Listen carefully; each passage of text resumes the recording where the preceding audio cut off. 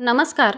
तर आज आपण पुन्हा एकदा एका नवीन रेसिपीसोबत भेटत आहोत. तर आज आपण चटपटीत पनीरचा रोल बनवणार आहोत किंवा तुम्ही याला पनीरची फ्रँकीसुद्धा म्हणू शकता. चला तर मग रेसिपीला सुरुवात करूया. त्यासाठी इथे मी 1 वाटी गव्हाचं पीठ घेतलेलं आहे. पीठ स्वच्छ चाळून घ्यायचं, त्यामध्ये चवीनुसार मीठ टाकायचं. गरजेनुसार थोडं थोडं पाणी टाकून घट्ट पीठ मळून घ्यायचं. तुम्हाला हवं असेल तर गव्हाच्या पिठाऐवजी तुम्ही मैदा सुद्धा वापरू शकता. इथे मी कणिक मळून घेतलेली आहे. आता 5 ते 10 मिनिटं रेस्ट करायला ठेवायची. तोपर्यंत एका बाउलमध्ये 2 चमचे दही घ्यायचं. दही घट्ट घ्यायचं. अर्धा चमचा धने जिरे पावडर, अर्धा चमचा काश्मीरी लाल तिखट पावडर, अर्धा चमचा साधा घरगुती लाल मसाला, अर्धा चमचा कसुरी मेथी, अर्धा चमचा चाट मसाला, अर्धा चमचा हळद पावडर, अर्धा चमचा गरम मसाला आणि अर्धा लिंबाचा रस टाकून व्यवस्थित मिक्स करून घ्यायचं. मॅरिनेशन तयार आहे. आता यामध्ये 100 ग्रॅम पनीर घेतलेलं आहे. त्याचे छोटे छोटे तुकडे करून टाकलेले आहे. आता यानंतर हातानेच व्यवस्थित मिक्स करायचं आहे. आता यामध्ये 1 चमचा तेल टाकायचं आणि पुन्हा एकदा व्यवस्थित मिक्स करून घ्यायचं. चिमूटभर मीठ आणि 1 चमचा आलं लसूणची पेस्ट टाकायची. पुन्हा एकदा व्यवस्थित मिक्स करून घ्यायचं.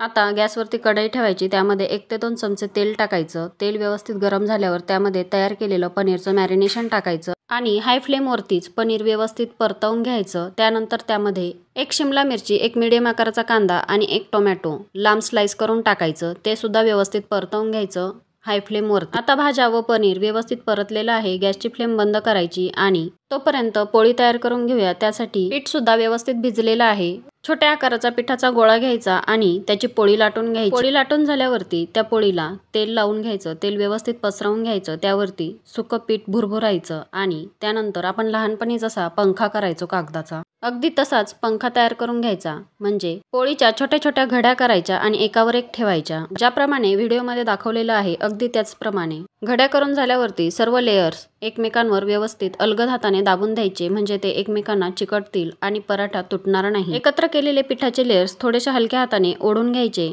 म्हणजे पीठ व्यवस्थित स्ट्रेच होतं आणि लेयर्स छान पडतात. आता एका बाजूने गोल गोल करत त्याची चुंबळ तयार करून घ्यायची किंवा चकलीच्या आकारामध्ये गोल गोल फिरून उरलेलं जे शेवटचं टोक आहे ते पराठ्यालाच खाली चिकटवून द्यायचं. हलक्या हाताने दाबून घ्यायचं. कोरडं पीठ भुरभरून त्याचा पराठा लाटून घ्यायचा. पराठा लाटताना हलक्या हाताने लाटायचा. म्हणजे पराठ्याचे लेयर्स निघून जाणार नाहीत. ते छान दिसतील आणि पराठा भाजल्यावर छान मोकळे होतील. आता इथं पराठा लाटून तयार आहे. तुम्ही पाहू शकता लेयर्स छान दिसताय. आता हा पराठा आपण भाजून घेऊया. त्यासाठी एक लोखंडी तवा ठेवलेला आहे. त्यावर थोडंसं तेल शिंपडून पराठा भाजून घेतलेला आहे दोन्ही साईडने. आणि आता तुम्ही पाहू शकता पराठ्याचे लेयर्स सुटे झालेले आहेत.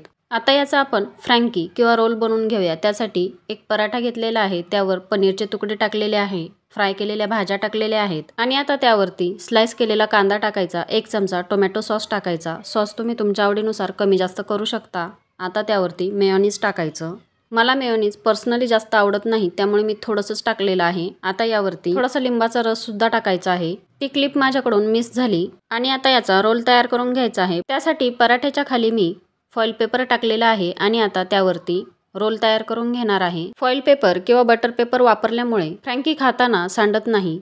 तुमच्याकडे नसेल तर नाही वापरला तरीही चालेल किंवा नुसतं टूथपिकने सिक्युअर केलं तरी सुद्धा चालेल. आता याच पद्धतीने मी आणखी एक फ्रँकी सुद्धा तयार करून घेणार आहे आणि इथे आपली फ्रँकी खाण्यासाठी तयार आहे. मुलांना किंवा बऱ्याचदा मोठ्यांना सुद्धा भाजीपोळी खायचा खूप जास्त कंटाळा येतो. त्यावेळी खाण्यासाठी हा एक वेगळा ऑप्शन आहे आणि हेल्दी सुद्धा आहे. कशी वाटली आजची रेसिपी हे कमेंट बॉक्समध्ये सांगायला अजिबात विसरू नका. आवडली असेल तर लाईक करा आणि सबस्क्राईब करा. बाय.